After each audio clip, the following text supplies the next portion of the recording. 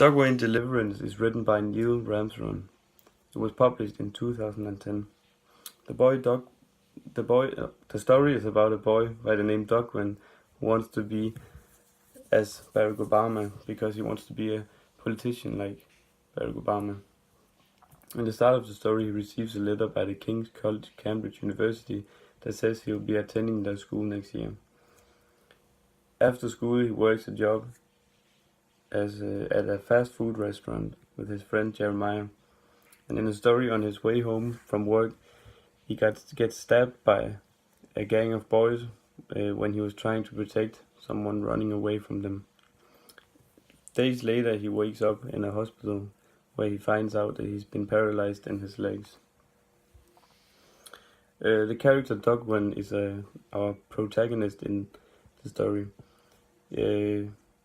He's black and works after school, and because he works after school, it might suggest that his family is poor, because it doesn't say anywhere that what his mother and father does for work. Dogwin is portrayed as intelligent because he is going to attend a prestigious university the year after, and he wants to make a difference because he wants to be a politician. He also aspires to be more than his family by going to this prestigious university. He's also very responsible because he goes to school and he has a job after school. He's also very persistent, and I have a quote to back that up. By your wits and goal and sheer persistence, this is what makes us rise above other men. It is how we face adversity, how we challenge those who hold us back, and how we make real our dream. Even though this is a quote by Barack Obama in his Dogwin's dream, it is still a reflection of Dogwin's thoughts as it is his dream. The point of view is a third-person narrator that has the point of view of Dogwin, and I have a quote to back that up. As he looked at his father sat there, his bottom shirt button open and exposing his belly overhanging his trousers, he felt a sense of sadness, but also determination to be more. By having the point of view of Dogwin, we get an insight into what he's feeling and what he's thinking. We also get to empathize with Dogwin, and I have a quote to back that up. I feel angry. I mean, what did I do to deserve this? What am I going to do with my life now?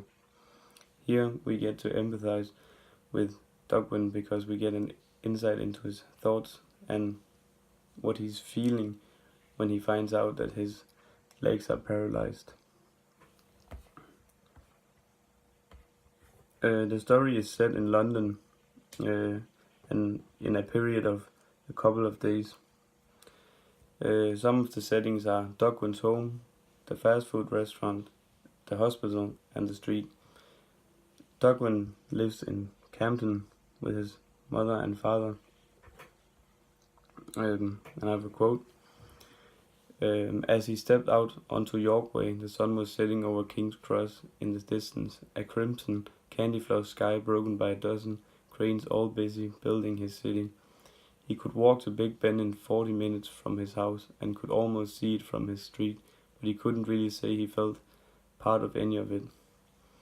Here we get an insight in how close Dogwin lives to the center of London, but we also get an insight into what he's feeling about living in London.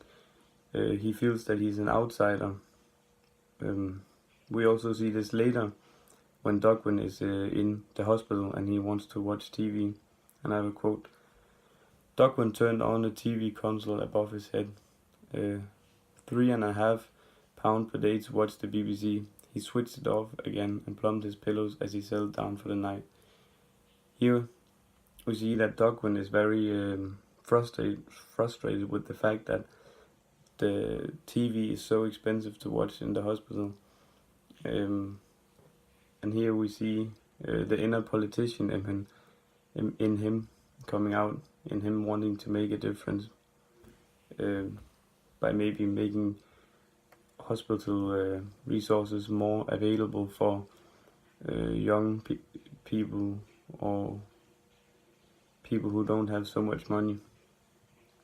The main theme in the story is following your dreams, because you have to work very hard for your dreams, and you have to overcome challenges, even though sometimes it might be very, very rough.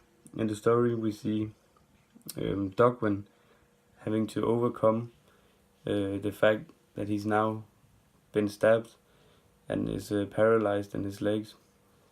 Even though he's paralyzed, he still chooses to go to the University of Cambridge, where he might feel he wasn't going to fit in before he paralyzed his legs, but now he feels like he might not fit in at all.